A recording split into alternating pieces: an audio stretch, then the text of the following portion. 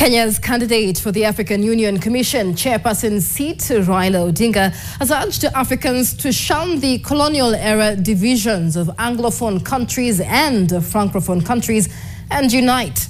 Raila, who spoke in Addis Ababa, Ethiopia, termed unity as a prerequisite for the much-needed growth and development of infrastructure in many African countries, and appealed to countries and government to not only unite with each other, but also unite with its citizens.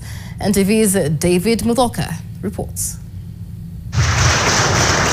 Kenya's candidate for the African Union Commission chairperson seat, Raila Odinga's campaign in Addis Ababa, Ethiopia, entered its third day on Saturday. In his third day in Addis, Raila opted to engage with African media at a luncheon to explain his 10-point manifesto that includes economic and digital transformation, regional security, and climate action.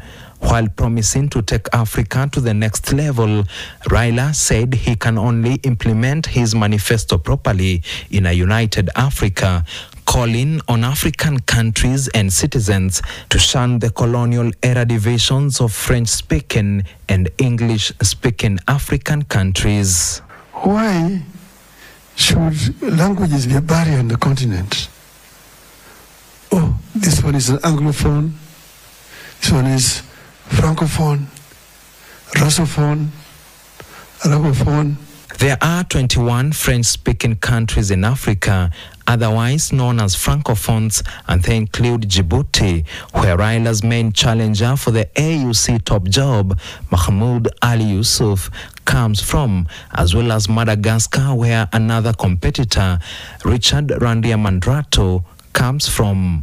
On the other hand, there are at least 27 English-speaking countries in Africa, otherwise known as Anglophones, and they include Kenya, where Raila comes from, Mauritius, which is the home country of another competitor, Anil Gayan, identifies as both Anglophone and Francophone. While these divisions have in the past played out prominently in determining the chairperson of the African Union Commission, Raila has now appealed to Africans to only identify as Afrophones. We want to be Afrophones and speak as one people, as Africans. To me, this is the most important thing in the continent. To have Africa for Africans, and Africa speaking in one voice for unity of Africa. Whereas Raila hopes that Africa will unite to help him achieve his agenda, he also needs a united Africa to clinch the AUC chairperson seat. For any candidate to win, he or she needs to be voted for by 2/3 of the 55 African countries, and with Sudan, Gabon, Benin, Burkina Faso, Niger, and Guinea suspended due to either war or hostile takeover, candidates will now only need at least 33 votes.